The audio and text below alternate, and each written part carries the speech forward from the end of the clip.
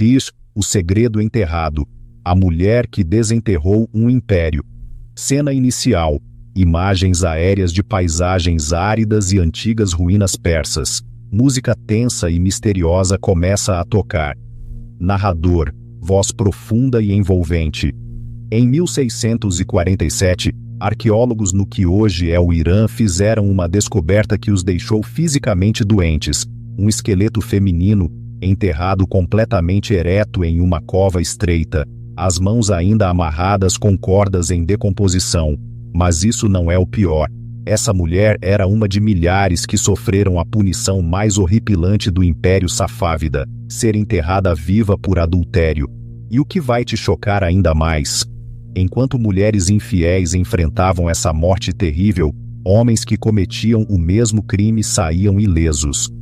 Corte rápido, close-up em um fragmento de pergaminho antigo com escrita persa. Música intensifica. Narrador. Ao final deste vídeo, você entenderá por que historiadores tentaram enterrar essa história por séculos. Vou revelar 3 verdades que mudarão para sempre sua visão sobre a justiça histórica. Primeiro, como a lei islâmica foi distorcida para tornar a tortura legal, desde que não houvesse derramamento de sangue. Segundo, o processo exato usado para garantir o sofrimento máximo, mantendo as vítimas conscientes pelo maior tempo possível. E terceiro, como a fuga impossível de uma mulher expôs um escândalo de corrupção que derrubou um império. Tela preta. Texto aparece. Você está pronto para desenterrar a verdade? Narrador. Antes de desvendarmos esses segredos enterrados, certifique-se de estar inscrito.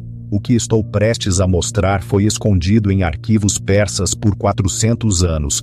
E na próxima semana, revelarei uma história ainda mais sombria sobre métodos de punição otomanos que te deixará sem palavras. Cena. Imagens grandiosas de palácios persas, caravanas em rotas de seda, exércitos marchando. Música épica, mas com um tom sombrio subjacente. Narrador. Mas primeiro você precisa entender o quão poderoso era este império. Imagine, é 1501, e o Império Safávida acaba de se declarar o primeiro Estado Islâmico xiita oficial do mundo, estendendo-se do atual Iraque ao Afeganistão. Não era um pequeno reino, era uma superpotência controlando as rotas da seda e comandando exércitos de mais de 200.000 soldados. Sob governantes como Shah Abbas, construíram cidades magníficas, criaram arte deslumbrante e estabeleceram relações comerciais em 3 continentes. Corte rápido, imagem de uma mulher sendo arrastada por guardas, música muda para algo mais sombrio e opressivo. Narrador. Mas aqui está o que os folhetos turísticos não contam sobre a Era de Ouro da Pérsia. Este mesmo império criou punições legais tão brutais que até mesmo os europeus medievais ficavam horrorizados. E acredite, eles achavam execuções públicas um entretenimento. O que torna esta história absolutamente arrepiante é como eles usaram a religião para justificar o injustificável. O sistema legal safávida afirmava seguir a lei divina, mas o que eles realmente criaram foi um pesadelo onde mulheres podiam ser torturadas até a morte legalmente, enquanto homens que cometiam crimes idênticos enfrentavam multas insignificantes.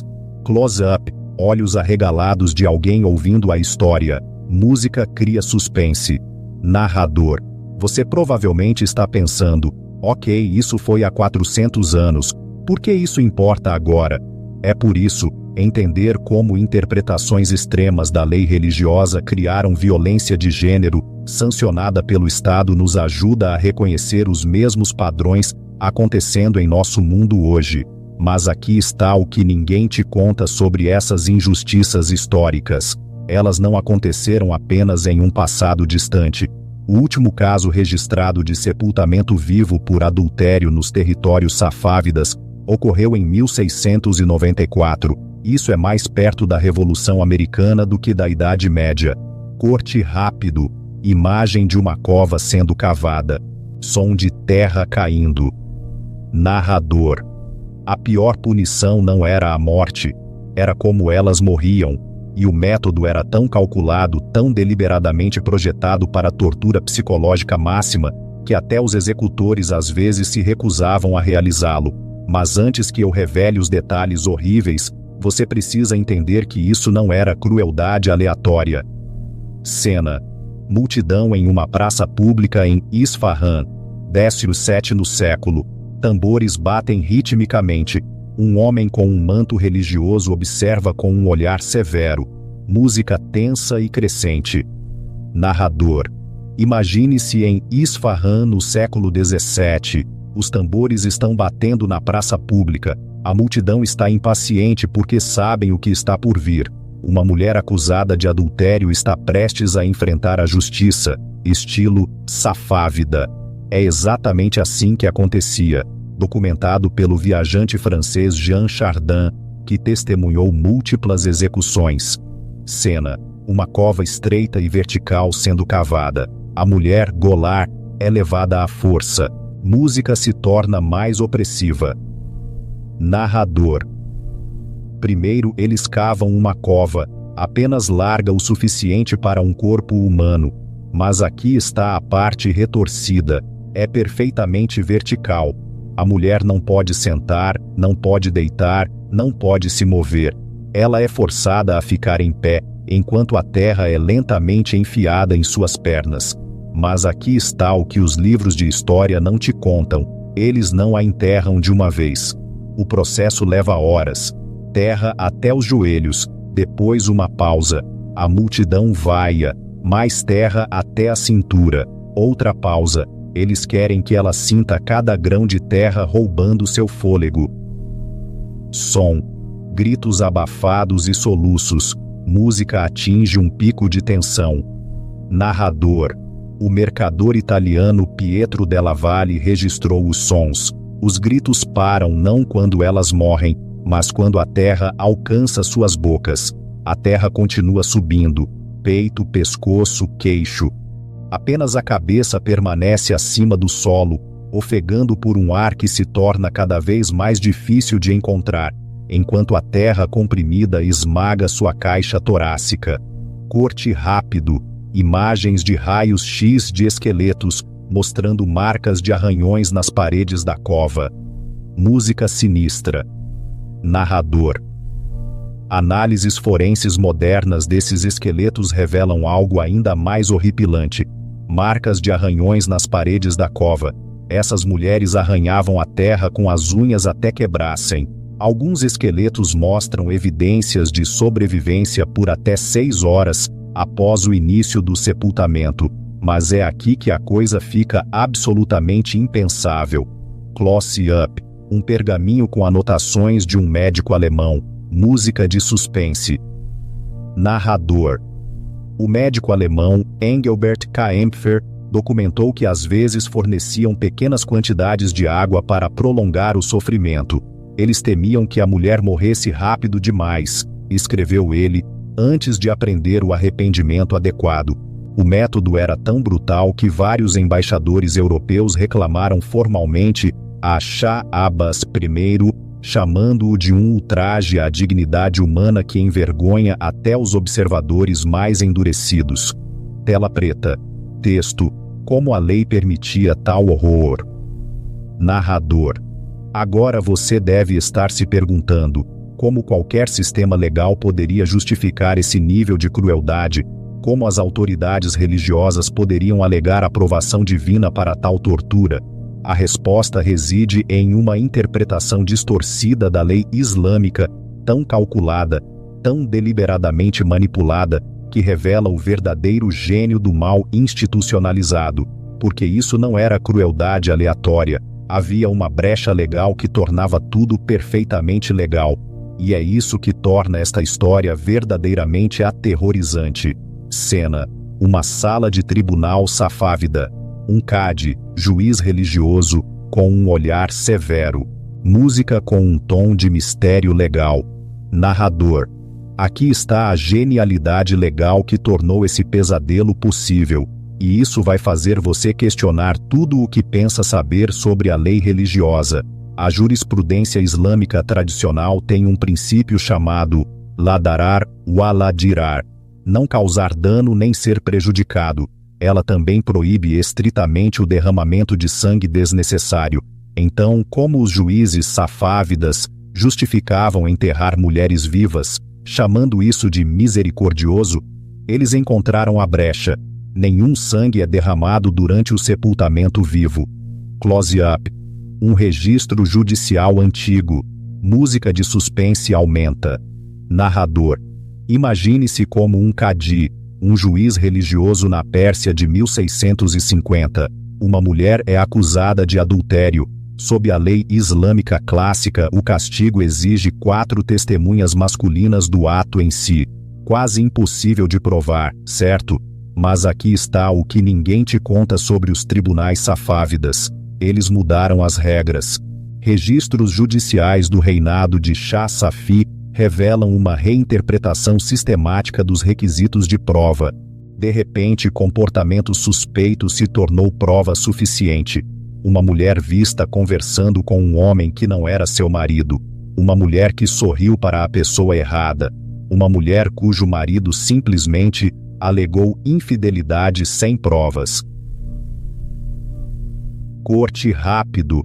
Imagem de um homem sorrindo para uma mulher. A mulher é agarrada por guardas. Música dramática.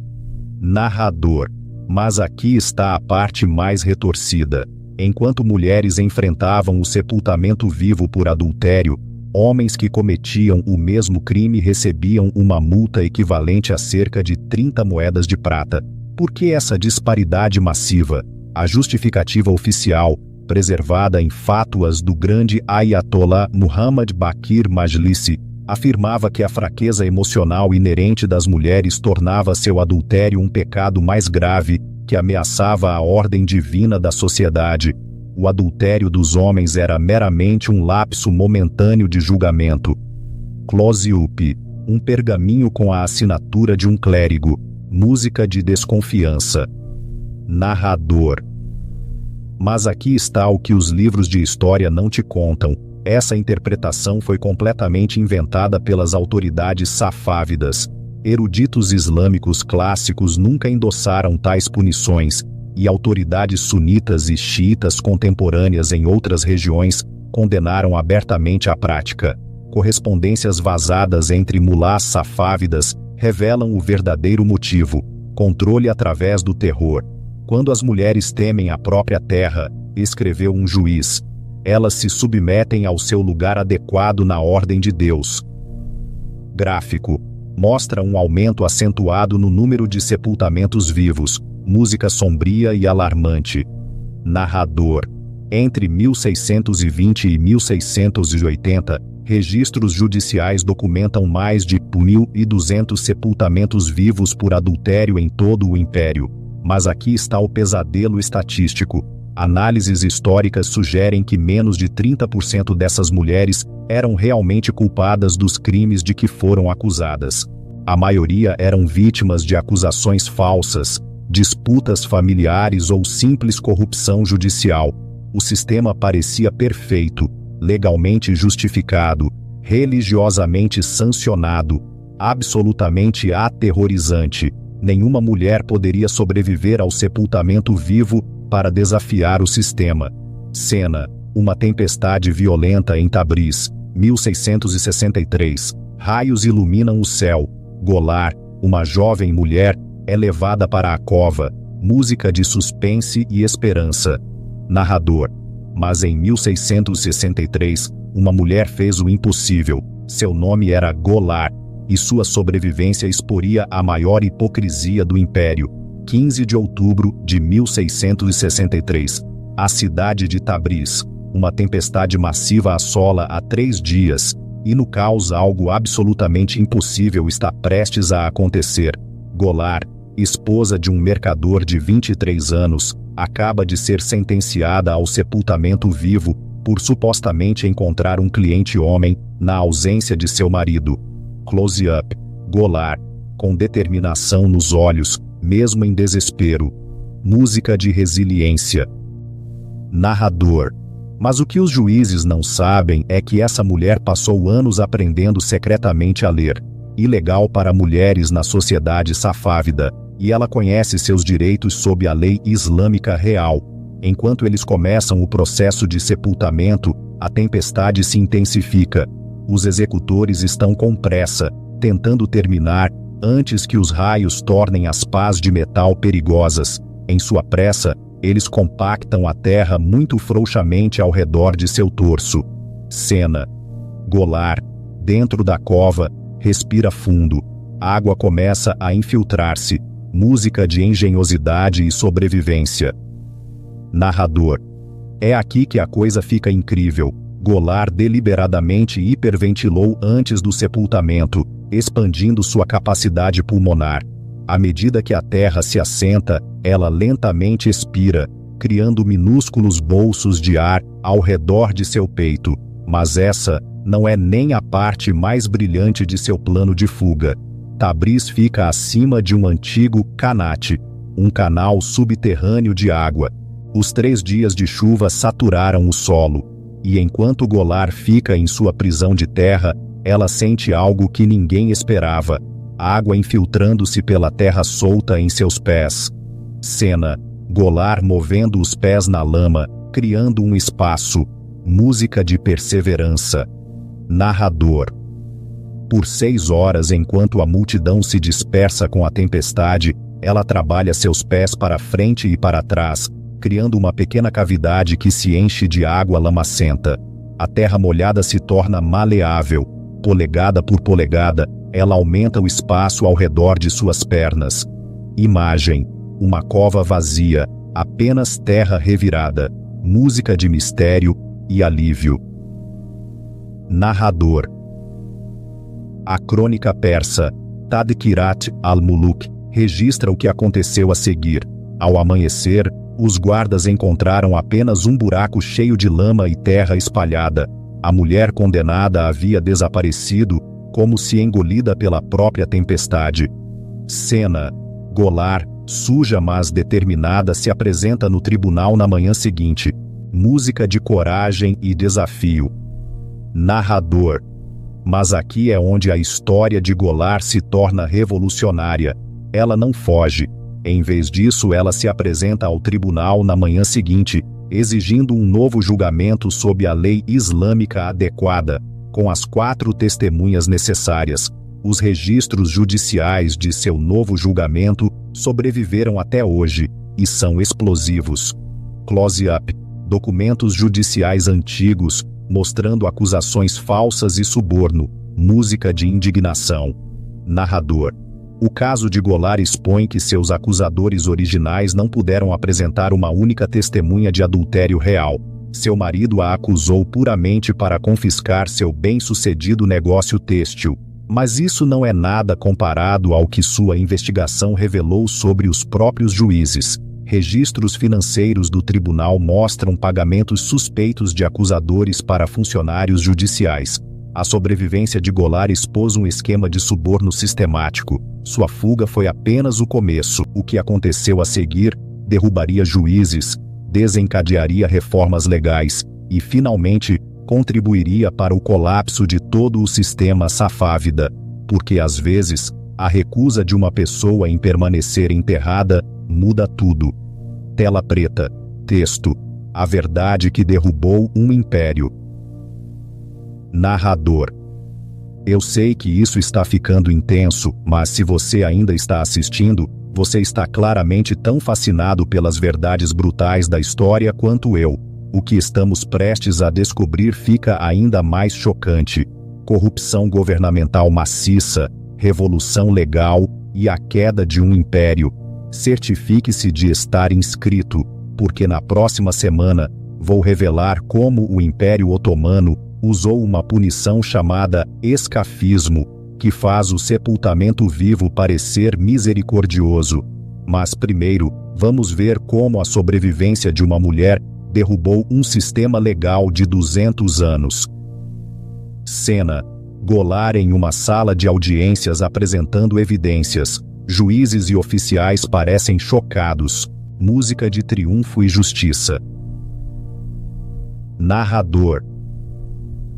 O que Golar descobriu em seguida não apenas salvou sua vida, derrubou um sistema corrupto inteiro e mudou o curso da história persa para sempre. A investigação de sua equipe jurídica revelou algo que fez até os funcionários do tribunal endurecidos passarem mal. O sistema de sepultamento vivo não era sobre justiça religiosa, era um esquema para ganhar dinheiro. Juízes aceitavam subornos para fabricar acusações de adultério contra mulheres ricas, para que parentes homens pudessem confiscar suas propriedades após a execução. Gráfico.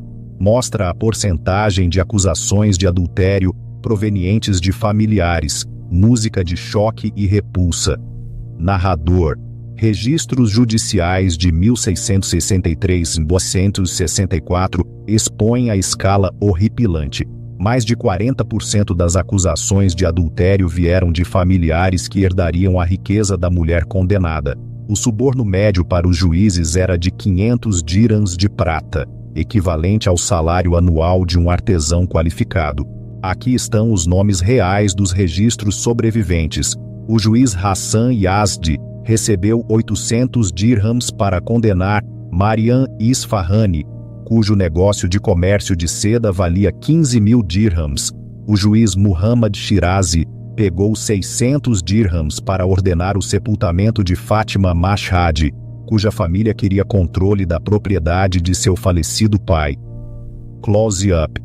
Um documento com selos religiosos e financeiros. Música de traição. Narrador. Mas aqui está a revelação mais chocante de todas. Documentos da autoridade religiosa mostram que vários dos clérigos que emitiam fátuas para apoiar essas execuções possuíam ações nas empresas confiscadas. Quando a notícia das evidências de Golar chegou a Shah Abbas II em 1664, sua reação foi rápida e decisiva, não porque ele se importasse com os direitos das mulheres, mas porque a corrupção estava roubando dinheiro que deveria ir para o tesouro real. Cena: Shah Abbas II em seu trono, emitindo ordens. Música de autoridade e mudança. Narrador. A investigação do Shah levou a reformas imediatas. O sepultamento vivo foi proibido em todo o império. Acusações de adultério exigiam o padrão clássico de 4 testemunhas. Toda a propriedade confiscada dos últimos 5 anos teve que ser devolvida às famílias. 3 juízes foram executados por corrupção. Hassan Yazdi foi ironicamente sentenciado ao sepultamento vivo, a mesma punição que ele havia imposto ilegalmente a mulheres inocentes. Imagem: um mapa do Império Safávida encolhendo. Música de declínio e ironia histórica. Narrador. Mas aqui está a ironia histórica que é quase poética. Essas reformas legais vieram tarde demais para salvar o próprio império. A corrupção sistemática que Golar expôs não se limitava a casos de adultério. Infectou todos os níveis do governo safávida. Comandantes militares vendiam armas para inimigos. Coletores de impostos ficavam com as receitas reais. Governadores provinciais operavam reinos independentes. A mesma decadência moral que justificava enterrar mulheres inocentes vivas havia apodrecido os alicerces do império. Cena: soldados afegãos invadindo, o exército safávida em desordem. Música de colapso. Narrador. Quando as forças afegãs invadiram em 1722, encontraram um exército safávida que não conseguia lutar porque os oficiais haviam vendido o equipamento dos soldados. O império que uma vez controlou rotas comerciais da Europa à Índia, colapsou em 14 anos após a fuga de Golar. O Império Safávida nunca se recuperou. Em 1736, foi completamente dissolvido, substituído por novas dinastias que, embora longe de serem perfeitas, nunca restabeleceram a prática do sepultamento vivo. Imagem: um pequeno memorial em Tabriz para Golar. Música de reflexão e legado. Narrador. A recusa de uma mulher em permanecer enterrada desencadeou uma reação em cadeia que derrubou um império de 200 anos, mas o custo da justiça foi inimaginável. Arqueólogos modernos estimam que entre 3.000 e 5.000 mulheres morreram por sepultamento vivo durante o período safávida. Cada esqueleto conta uma história de injustiça sistemática disfarçada de lei divina. Tela preta. Texto. A história se repete? Narrador. E é por isso que isso importa hoje. Agora, em 2024, ainda existem sistemas legais em todo o mundo onde mulheres enfrentam punições drasticamente diferentes dos homens por crimes idênticos. Os métodos podem ter mudado, mas as estruturas de poder subjacentes contra as quais Goulart lutou ainda existem. Na moderna Tabriz, há um pequeno memorial para Goulart, não como vítima, mas como a primeira reformadora legal documentada do Irã. Seu caso estabeleceu precedentes para requisitos de prova que influenciaram a lei persa por séculos. Close-up. Um olho pensativo. Música de questionamento. Narrador. Mas isso levanta uma pergunta arrepiante. Que outros horrores legais estão escondidos nos arquivos da história? Que injustiças sistemáticas estamos ignorando porque foram escritas na lei por pessoas no poder? Falando em segredos legais enterrados, na próxima semana, investigarei a prática otomana do escafismo, uma punição tão horrível que faz o sepultamento vivo parecer misericórdia. Se você acha que consegue lidar com a verdade sobre os sistemas de justiça mais sombrios da história, certifique-se de estar inscrito. Tela final. Perguntas para o público. Música termina com uma nota de suspense. Narrador. Que injustiça histórica você acha que merece ser exposta? Deixe seu comentário abaixo. E lembre-se, a história não é apenas sobre o passado, é sobre entender o presente e moldar o futuro.